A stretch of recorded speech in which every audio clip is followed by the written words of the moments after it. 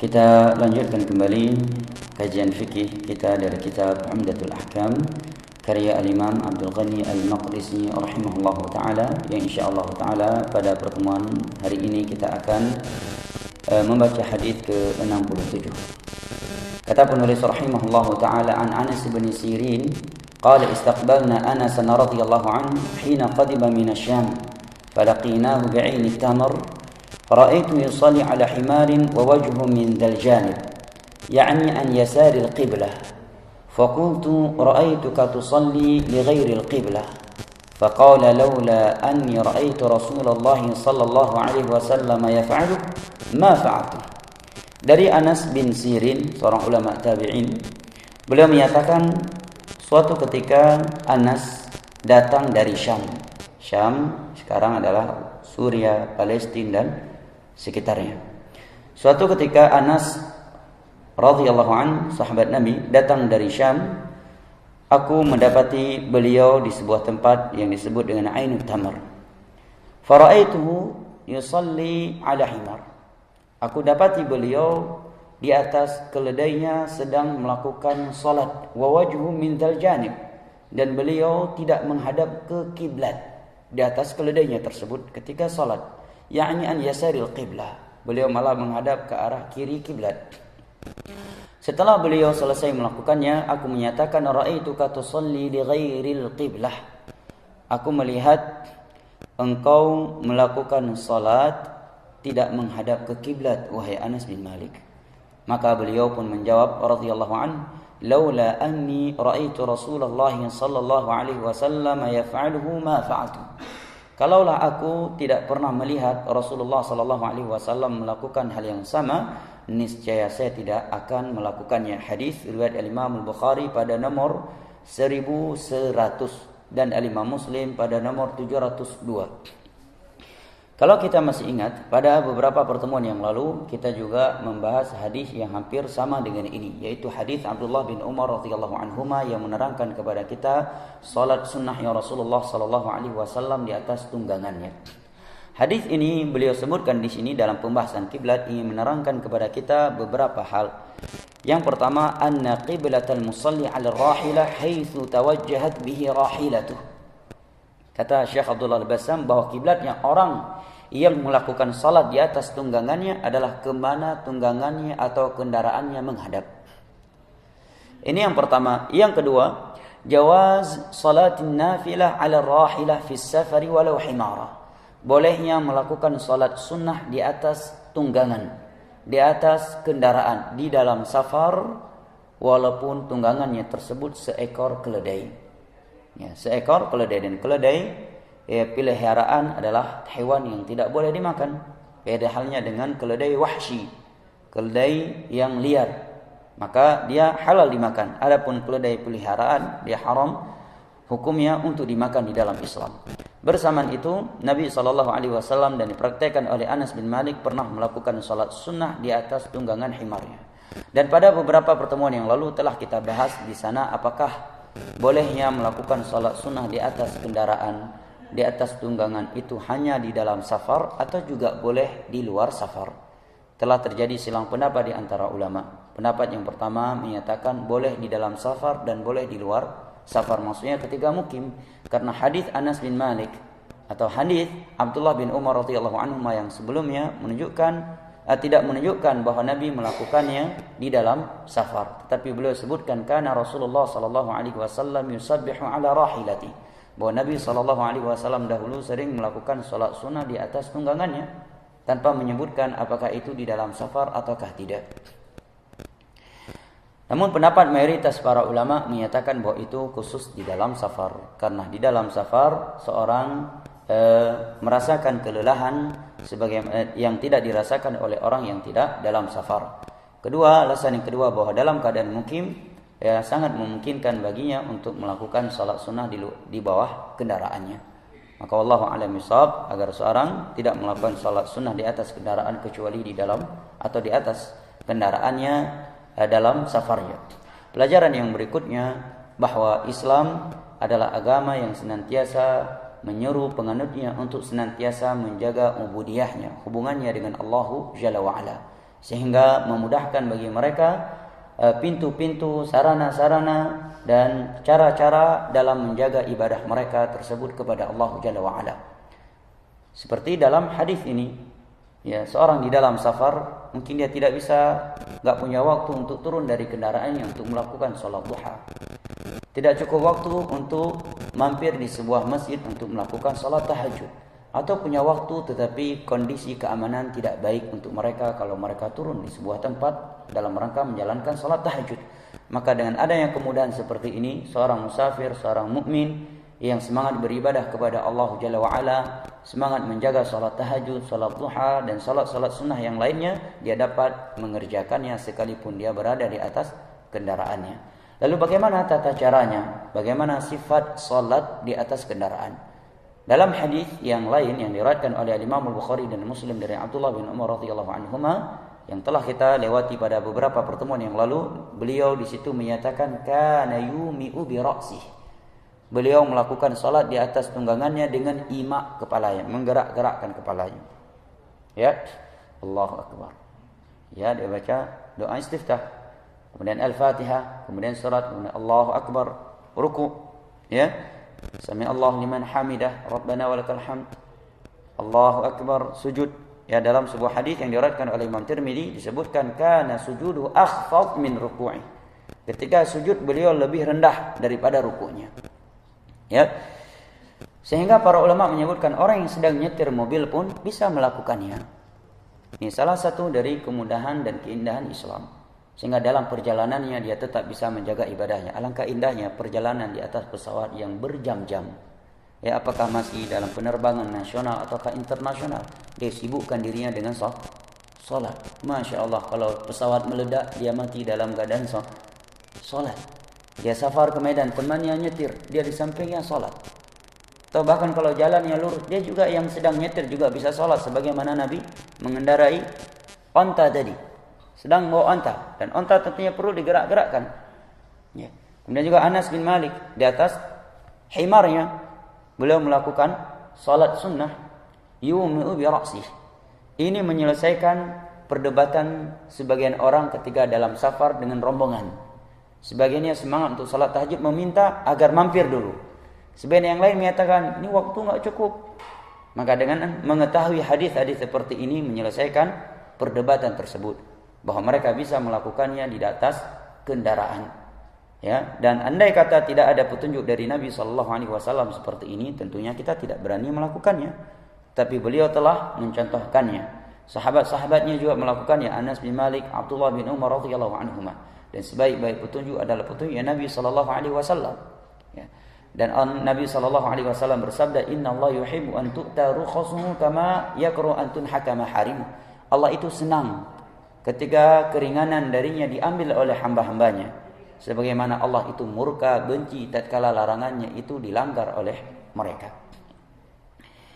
Kemudian dari hadis ini kita juga memetik pelajaran yang penting bahwa seorang hamba agar senantiasa menjaga hubungannya kepada Allah dengan Allah Jalla wa Ala dimanapun dia berada dalam kondisi apapun. Allah Jalla wa Ala berfirman, wa'bud rabbaka hatta ya'tiyakal yaqin.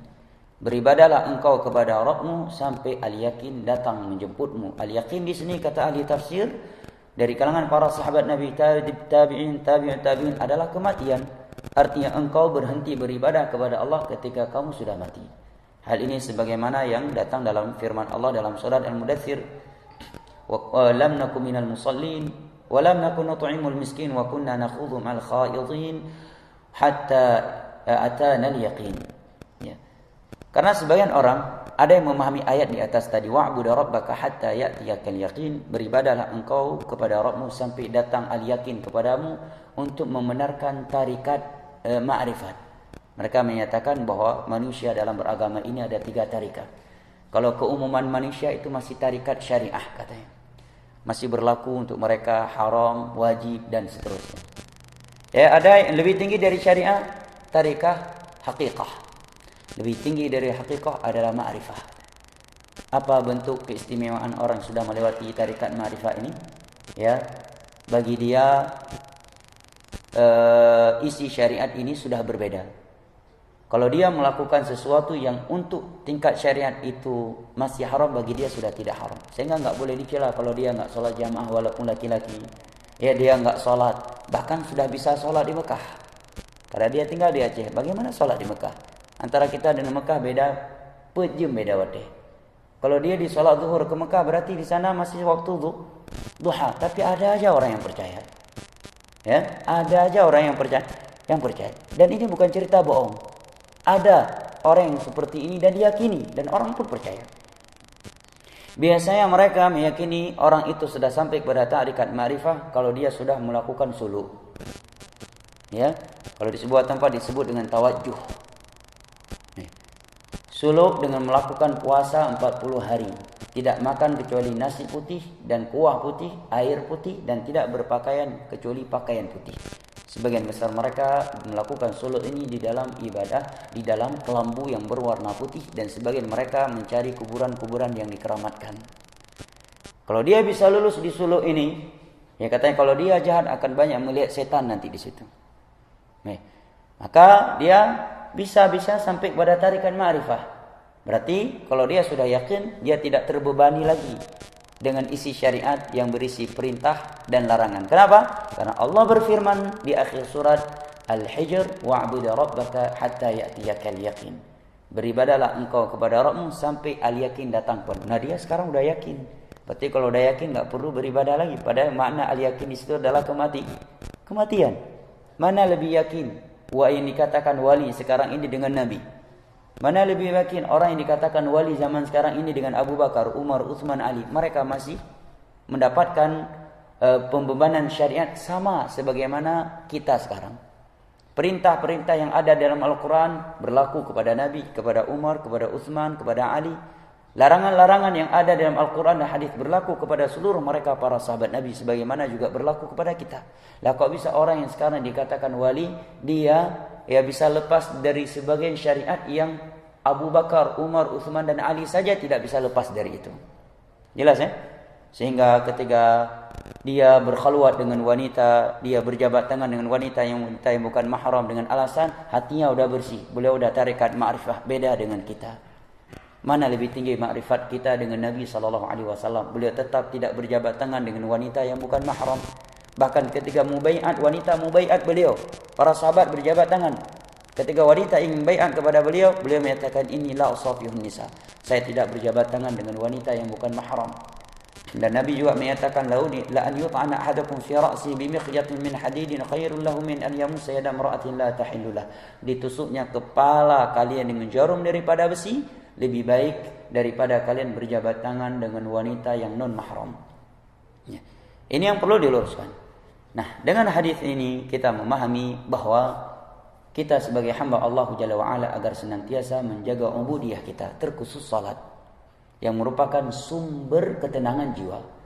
Nabi bersabda, "Hubbiba ilayya minad dunya at-tib wan nisa, wa ju'ilat qurratu 'aini fi shalah." Perkara dunia yang saya cintai adalah wanita dan wewangian. Adapun ketenangan jiwaku, ketentraman hati, itu hanya ketika aku sedang melakukan salat. Coba ketika kita ada masalah, kita selesaikan dengan salat tahajud, dengan salat duha, salat syuruq, ya, salat sunnah qabliyah ba'diyah. Bukan kita mengadu ke YouTube, ke Facebook, di status WhatsApp, ya, di status profil, ya Allah, kenapa begini ya Allah, paling ini wanita, ya. Kenapa begini ya Allah? Apa salahku ya Allah? Ya, kenapa dia bisa begini kepadaku padahal aku sudah sedemikian rupa kepadanya? Ya akhi, selesaikan dengan salat. Nabi SAW disebutkan idza hazabu amrun shalla. Nabi kalau ditimpa oleh sebuah perkara besar, mendapatkan sebuah berita besar atau suatu perkara yang terjadi, beliau langsung melakukan salat. Sahabat Abdullah bin Abbas ketika mendengar saudara kandungnya meninggal dunia, beliau sedang di atas tunggangannya, maka beliau turun berwudu, kemudian beliau melakukan salat 2 rakaat. Kemudian beliau membacakan firman Allah, "Wasta'inu bis-sabri was-salah, wa innaha lakabiratun 'alal khashi'in." Dalam ayat yang lain, "Wa innallaha ma'as-sabirin, la ma'as-sabirin." Jadikanlah salat dan sabar itu sebagai sumber pertolongan Allah Jalla wa Ala. Maka adanya kemudahan seperti ini agar kita selalu menjaga ibadah kita kepada Allah sekalipun kita dalam safar di atas tunggangan kita. apalagi ibadah-ibadah tersebut sifatnya wajib yang tidak boleh kita tinggalkan. Ya, coba lihat di sini hadis Nabi di dalam salat sunnah saja beliau menjaga di dalam safarnya dan di atas tunggangannya. Nah, karena memang salat adalah sumber ketenangan. Ya. Coba antum perhatikan sebuah kisah disebutkan ada seorang sahabat Nabi sedang salat menjaga perbatasan kaum muslimin dan kaum musyrikin. Ketika beliau sedang salat malam, tiba-tiba dipanah oleh kaum musyrikin dan beliau tetap melanjutkan salatnya. Dipanah lagi, tertancap lagi beberapa anak panah di tubuhnya. Beliau tetap melanjutkan salatnya sampai selesai. Kenapa jamaah? Karena seperti Nabi katakan tadi, wa ju'ilat qurratu aini fi shalah. Salat itu sudah menyatu di hatinya. Menjadi penyejuk jiwanya, penyejuk hatinya.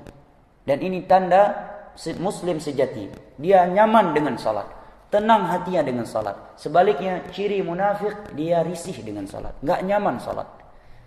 Bahkan walaupun dia salat dalam keadaan malas-malasan, Allah menyatakan wala ya'tuna salata illa wa hum kusala. Tidaklah mereka melakukan salat kecuali dalam keadaan malas-malasan.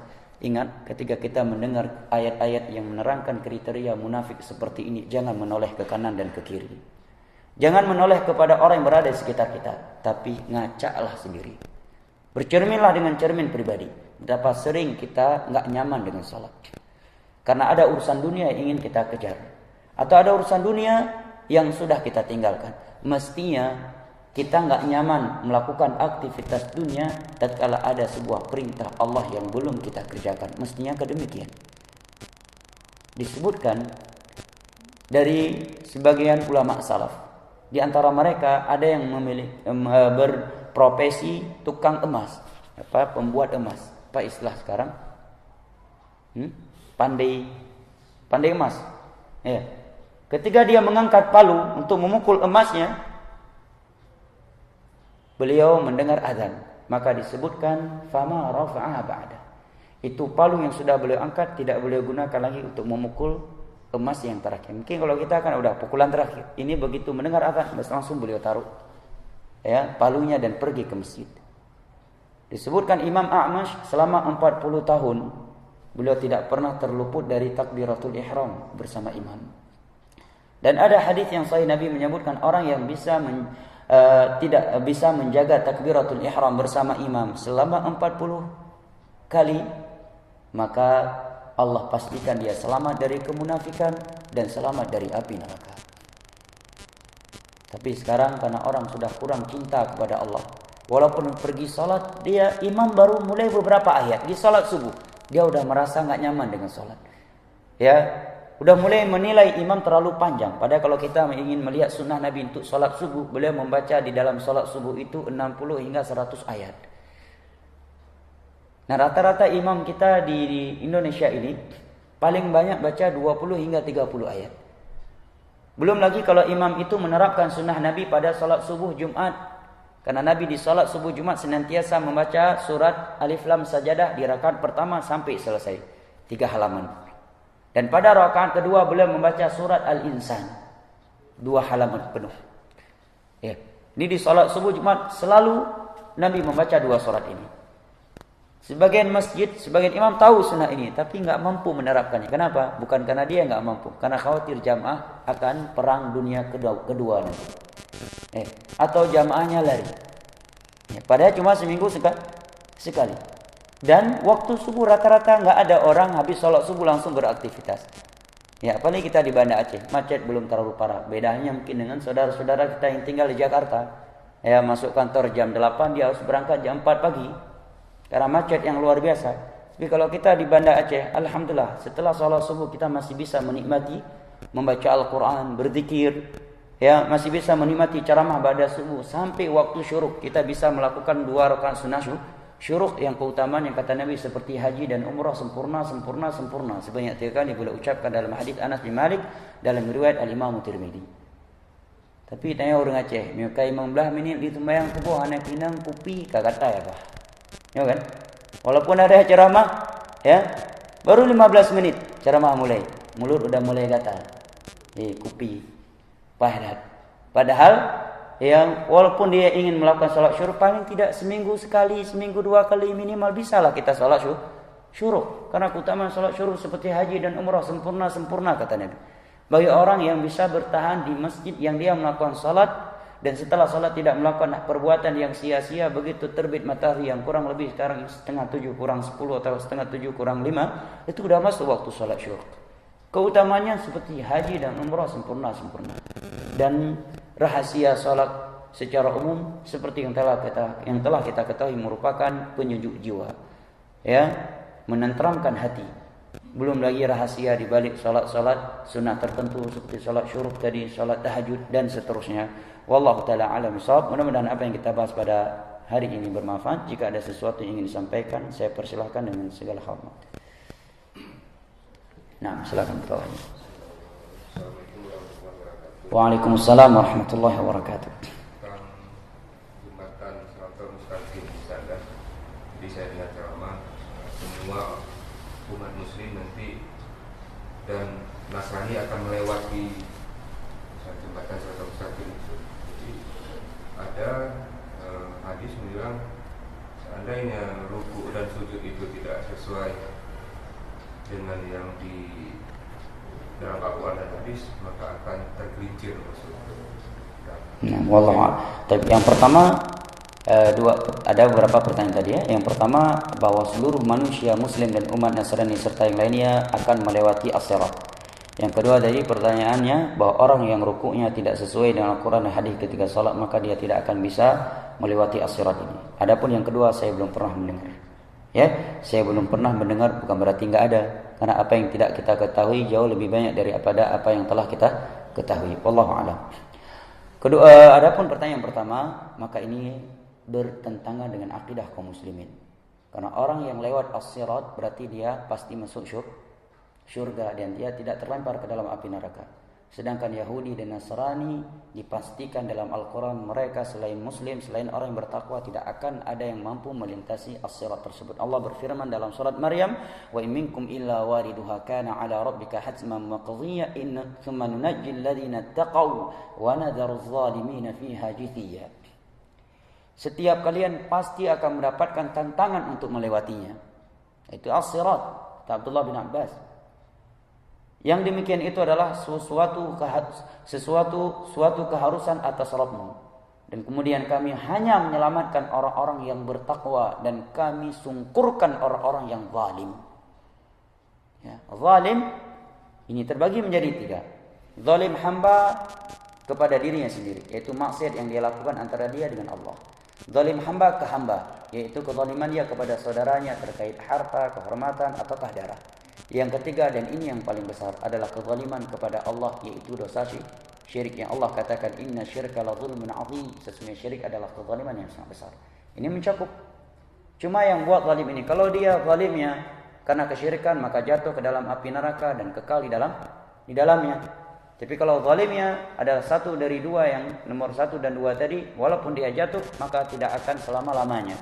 Karena keyakinan kaum muslimin selama dosa tersebut masih maksiat, bukan syirik dan yang semisalnya kekufuran, dan tetapi masih di bawah syirik, di bawah kekufuran, masih maksiat selama dia tidak menghalalkannya, maka Allah menyatakan dalam surat An-Nisa, "Innallaha la yaghfiru an yushraka bih wa yaghfiru ma duna dzalika liman yasha." Sesungguhnya Allah tidak akan mengampuni dosa syirik dan Allah akan mengampuni dosa-dosa di bawah syirik kepada siapa yang dia kehendaki. Penzina, peminum khamar, kalau dia mati belum bertaubat, ada kemungkinan Allah memaafkannya langsung tanpa memasukkannya ke dalam api neraka terlebih dahulu. Dan kalaupun Allah tidak memaafkannya, maka Allah akan menyiksanya dalam api neraka sampai dia dibersihkan dari dosa tersebut, kemudian tempatnya adalah syurga. Maka yang terjatuh ke dalam api neraka di atas sirat tersebut, ya, yang udah pasti non muslim, ini pasti semuanya tersungkur ke dalam api neraka. Sebagian yang lain adalah kaum muslimin, tetapi kata mereka tidak kekal dalam api neraka, setelah itu mereka kembali dimasukkan ke dalam syurga. Inilah keyakinan kaum muslimin. Disebutkan di dalam hadis yang diriwayatkan oleh Imam Muslim dari Abu Hurairah radhiyallahu anhu bahwa Nabi berada di ujung jembatan tersebut yang lebih tipis daripada rambut, lebih tajam daripada pedang samurai, di bawahnya api neraka yang menyala-nyala. Nabi setiap kali melihat umatnya akan melewati jembatan tersebut, di ujung jembatan beliau berdoa, "Rabbi sallim sallim." Ya Allah, selamatkan, selamatkan. Tetapi Nabi menyatakan tajri bihim a'maluhum, hanyalah bekal amal soleh mereka yang mampu membuat mereka melewati jembatan tersebut. Sehingga Nabi menyebutkan ada di antara umat beliau melewati jembatan tersebut secepat mata memandang. Ada yang secepat kilat, ada yang secepat kuda, ada yang secepat manusia yang lari. Ada yang dengan berjalan, ada yang ketika berjalan kemudian dia tersungkur dan terlemparkan ke dalam api neraka yang menyala-nyala di bawahnya.